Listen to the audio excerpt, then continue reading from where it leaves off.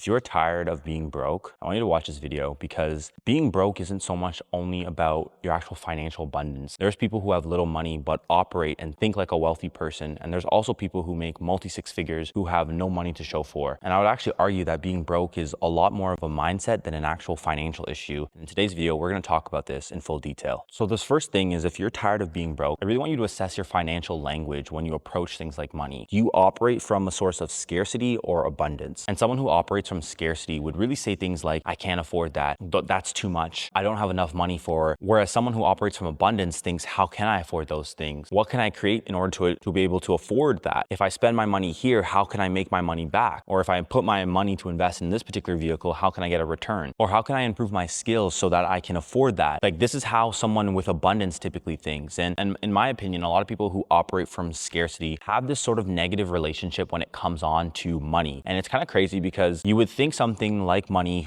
that is typically emotionless and shouldn't really have any emotions attached to it. But as a society, we attach a lot of emotions to money. And this is typically what really holds a lot of people back. A lot of people have these beliefs that, money is evil. But if you actually look at money, when you take a $100 bill and look at it, really all it is a piece of plastic or a piece of paper, depending on where you're from. The money itself has zero emotion. It's a currency that we all decide to say, hey, this is valued at $100 and it can be exchanged for goods and services in the society. So the money itself isn't evil. I think what happens is with a lot of people is, if you start to worship this money and this money becomes your God, it can become very over-consuming and really take over parts of your life. Or there's some people that are willing to do very evil things in order to obtain said money. Or some people fall in this temptation of greed and wanting more, which allows them to exploit people and do some evil things. And I think once all those things are combined, money gets the bad rep. But it's not so much the money itself, because again, money is this object, it's this tool that we use to survive. It's actually the intentions behind the money and the people who are in control of that. But the first thing I really want you to hone in and understand is, if you are tired of being broke, you need to understand that your financial language is very important. I don't speak to myself and I don't say to myself that I can't afford those things. Even if it's something that's worth, I don't know, call it $7 million.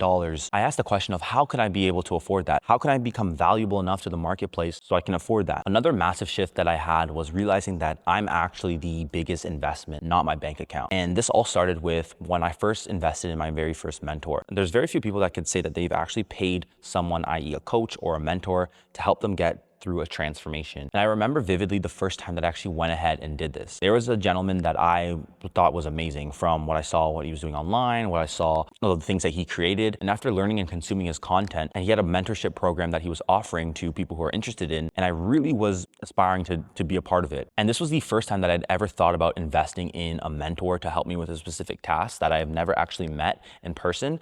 But I knew I had this internal calling that if I wanted to grow, that there were people who knew more information than me, and if I could pay some money in order to get that knowledge, this could help me grow tremendously. And this is the first shift that a lot of people who are struggling or might be in a situation where they're tired of being broke never actually get through, where they don't really understand that they themselves are the investment. You'll often hear people telling you to invest in things like the S&P 500 or invest in this crypto coin.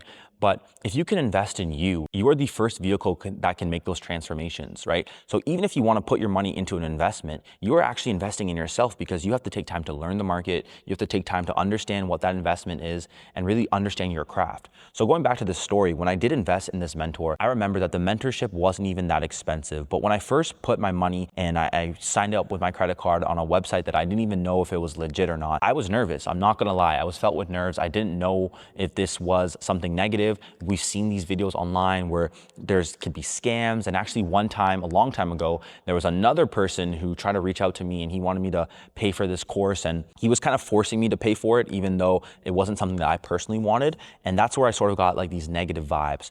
But this gentleman, on the other hand, I had this internal calling that he was a good person and I could trust in him. So anyways, to make a long story short, after I paid for the mentorship, I was originally nervous. But there's a shift that happens once you pay and you start to invest in yourself. The first thing that happens within your brain is that you realize that now you are betting on yourself. See, most people try to bet on other people. You'll bet on other sports teams or players, which I don't personally recommend. Or you might bet on someone else's future and someone else's success.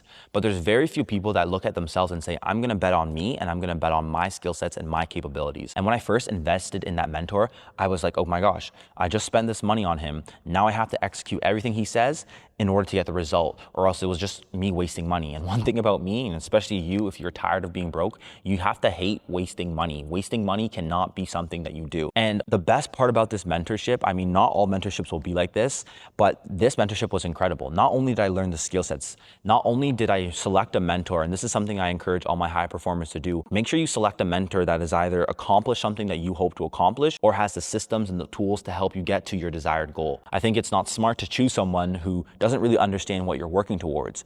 And after doing my research, after actually paying attention to all the things that he shared, actually implementing the strategies that this gentleman had shared with me, I can confidently say that this was well worth my investment. In fact, it got to the point where I did so well into that mentorship program that I actually earned money back. And actually, at the time of this recording, the camera that I'm using to film this video was bought through the mentorship money that I got throughout that program. So it just goes to show you how powerful just investing in yourself can be. And that's the first transformation that very few people make, especially those who are tired of their current financial position. They never take the time to invest within themselves. And one of the biggest lessons I learned throughout that mentorship program is mentorship works. I mean, mentorship is an amazing way to shortcut your goals and really speed through the process, but you also have to do the work. So that was me following up with the consistency and everything that my mentor shared.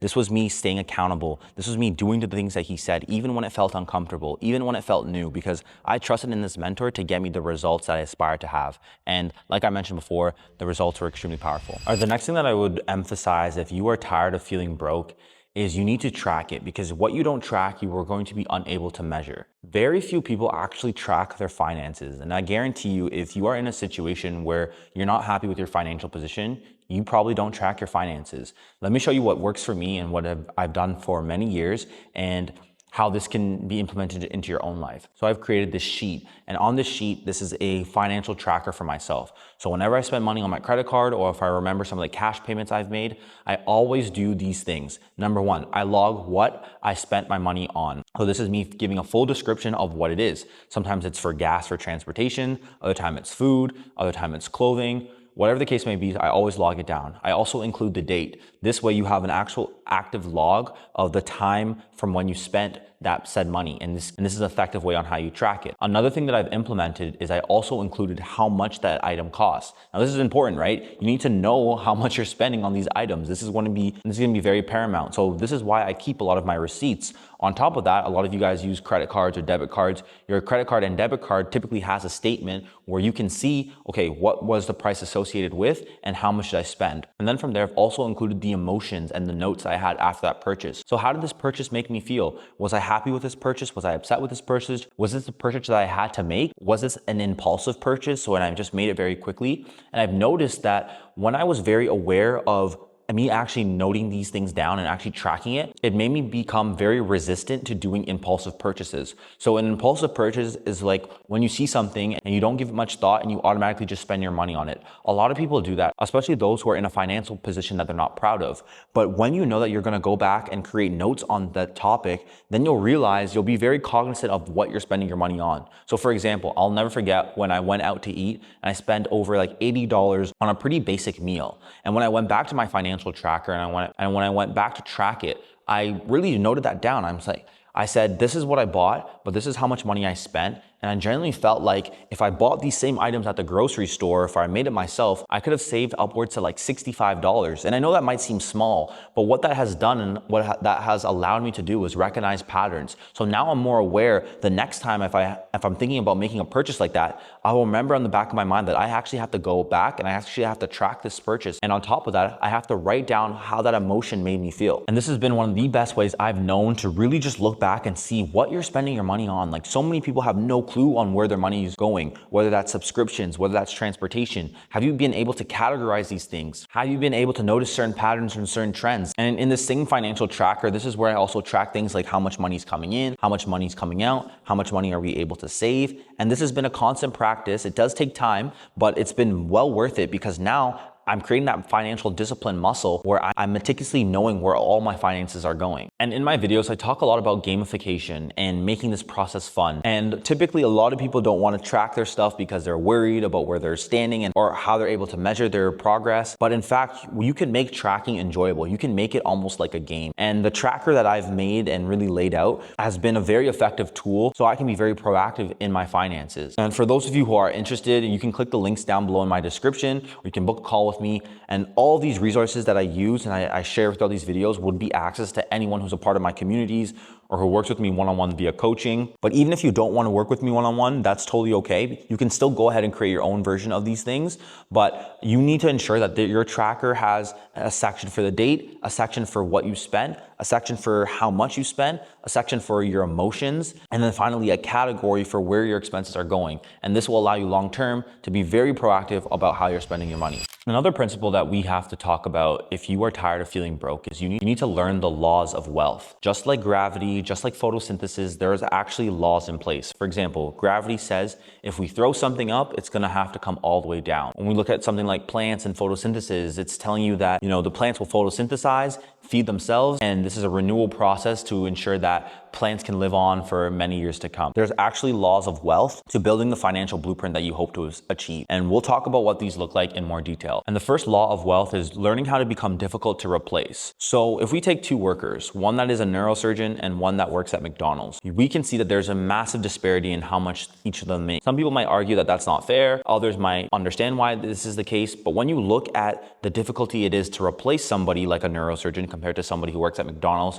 this is where the disparity starts to show. So if we take someone who went through the process of becoming a neurosurgeon, you have to take into consideration that this person had to undergone 4 years of high school, 4 years of undergrad or college, 4 years of medical school training, probably about 7 to 8 years of residency, which is like the actual medical training of learning how to be a neurosurgeon. And then you might add on a few years of fellowship. And when you're all said and done and you take all those numbers, this could be upwards of 20 years of training from the time of high school all the way to becoming a full-out neurosurgeon. Now, when we take someone who works at McDonald's, on the other hand, this may not be the case. I've also had peers that I've known that actually worked at McDonald's, and some of them have shared with me that it can be as really simple as like a week onboarding where you learn all the things you need to do to work at McDonald's, and then you're hired. When you see that discrepancy where one thing can take upwards of 20 years of training versus a week of training, you can start to ask yourself which person is more difficult to replace. And I think it's quite obvious that a neurosurgeon is far more difficult to replace than a McDonald's employee. Like I mentioned before, someone can pick up a McDonald's employee off the street, teach them how the systems work, and within a week or so, they're on the ground running and they're working at McDonald's. But to work in neurosurgery, again, this takes decades to perfect your craft, to really understand the intricacies of science, take time learning the brain, and so much more that it becomes very hard to replace a neurosurgeon. And this is where we see the difference in how they're compensated. Someone who is a neurosurgeon can make upwards of $1 million annually working at a hospital, whereas someone who is working at McDonald's is typically capped by an hourly rate. And despite how you feel about this law, this is the way it is. The harder you are to replace, the more money that you can typically produce. The next law of wealth is actually learning how to serve more people. And I often heard this debate when it comes on to athletes. A lot of people say, well, no athlete should make millions of dollars a year. This is crazy. This money should go to teachers or this money should go to somebody else. But when you understand that the more people you serve, the more income you can produce, then you'll understand that this is actually completely fair. So let's take a social media influencer, for example, who actually has millions of followers. You may or may not believe this, but the social media influencer is actually serving a group of people. A social media influencer who has millions and millions of followers, who can post one piece of content and it reaches hundreds of thousands of people, is serving a wider audience compared to somebody else who might be an accountant and work with clients one-on-one. You're still serving people both ways, but this person who's doing it through social media can do it through mass and do it through scale, especially if they do it correctly. Therefore, their ability to serve more people can allow them when they're selling products or services to sell to more people. And as a byproduct, they're making more money. The same thing goes for sports athletes. When you see some of the biggest athletes in the world, the reason why they're able to make so much money is because millions of people across the world watch them play. Therefore, they're serving a much wider audience and they're actually being compensated for that. Versus if you look at someone who might be a teacher, let's say you're a teacher and you're only instructing a class of 20 people. Well, somebody who's serving millions versus someone who is serving 20 people, you can see the massive discrepancy there. So if you're able to serve more people, you can then charge more for your services. And when you think of these large corporations, this is essentially what they do. I'm sure a lot of you watching this video have eaten from McDonald's before, but you also have to understand that there's hundreds of thousands of other burger shops that you and I may have never heard of. But McDonald's has been very successful in their craft because they've been able to serve so many people. Another great business I think about is Costco. Costco has completed this global franchise where millions of people across the world are constantly being served at local Costco's. Again, there's still other grocery stores. There's these smaller independent grocery stores that you and I may have never heard of, but since Costco is able to serve more people, they're able to produce more income, and which is why they're a multi-billion-dollar corporation. Another person I think about is Elon Musk, and I know a lot of you people have strong opinions about Elon Musk, but I want you to focus on his ability to serve a lot of people. This gentleman has created products like Tesla, and I'm sure you've been on the streets and you've probably seen a ton of Teslas. And the last law I want to talk about is the difficulty it takes to solve a particular problem. So typically, the harder the problem that you solve, the more income you can produce. So when we look at someone who might be an engineer that works in auto mechanics and somebody who currently works in retail and sells clothes, most would understand that becoming an engineer and solving issues within auto mechanics is more difficult than selling clothes within retail. Therefore, the engineer is typically compensated much more greater than the person who is working in retail. The more complex problems that you can solve, especially when it is something that is valuable to the marketplace, will allow you to earn more money. And honestly, when you think about it, it's quite fair because if the current task that you're doing is quite simple and someone else can do it or it can be automated, it makes sense why you may not be compensated as much as someone else who has a very complex task that is very hard to automate and very hard to replace. And understanding these three laws of wealth can really help you start to really create more financial income for your future. All right, now let's continue with the rest of the video. Another very important concept if you are tired of feeling broke is you need to understand that your environment will determine your financial ceiling. And what I mean by that is it's far extends from where you're currently living, right? That is a part of it. But another part of your environment is the media that you're constantly consuming, the information that you're learning, the people that you're talking to. And this runs very deep. And this is one of the most important pillars and often overlooked. I want you to imagine that if you had a group of 5 friends that were all multi-millionaires and you were the only person who had no money to your name, I guarantee you within the span of a few years, you would most likely become a millionaire. The reason being is because your close friends in association would be talking about things and would be in environments or would be encouraging you to get in environments where making millions is a reality and possible. You'll see that within your environment that this is possible. You'll see the conversations and the insights that a lot of your peers are sharing, and you will learn and ask questions and seeing what your multi-millionaire friends are doing on a consistent basis. The same thing goes if you had 5 friends that were all financially broke. I mean, the conversations that you would be having would be completely different from friends that are multi-millionaires. You probably wouldn't be thinking as big as someone who might be in that multi-million-dollar circle. You might be operating from a sense of scarcity, and your environment would reinforce that because they might also think about it through a lens of scarcity. And you can sort of see how powerful your environment is. But I don't want you to just think about your environment and your friends or throw up your hands in the air because you don't have friends that are multi-millionaires. No, your environment can be a part of the books that you read. So if I were to ask you, if you were tired of being financially broke, when is the last time you have read a book on financial literacy? Or I would ask you, what are the last 10 books you read on financial literacy? And 9 times out of 10, most people would be like, I didn't read any books on financial literacy. And that might make sense of why you're feeling or you're tired of feeling broke. And I can guarantee you a lot of people who have built wealth, who have understood how to build their own wealth, have read a ton of different books on the process of becoming wealthy. Same way where you can watch and learn about sports, or you can keep up to date with all the news and the things that are going on, is the same way you can apply yourself into learning about wealth. Even better yet, some of you may not be avid readers. You can also consume things like podcasts or journals, and this can be great sources of information where you can learn about the principles of wealth. And this is a very powerful tool, especially in today's day and age where you have access to the internet, you have access to these digital tools. I mean, the internet is this open landscape, and on top of that, you can implement things like artificial intelligence. When you combine all these tools and you traject it for yourself on a path of wealth, this can be an amazing opportunity for you to constantly reinforce your environment. And the best thing about this process is you'll notice a lot of patterns from the books that you consume, from the podcasts that you listen to. Over time, people are kind of saying in a similar way the same information, if you will. And I'm not a financial advisor, but what I will say is some of the common things I constantly hear is learn to live on less than you make. That's a very important principle. Learn to take the active income that you're making it and put it towards active investments that can help grow your income over time. Learn to live below your means. So not buying something if you can't afford it multiple times over. And the list goes on and on. But I want you to also do your own homework and come to your own conclusions as well, because that's going to be your way to really develop your financial value system. And if you're tired of feeling broke, this could mean that the current value system that you have towards money is not working. And the environment pillar is one that I really had to assess within my own life, because quite recently I was actually invited to go to a networking event.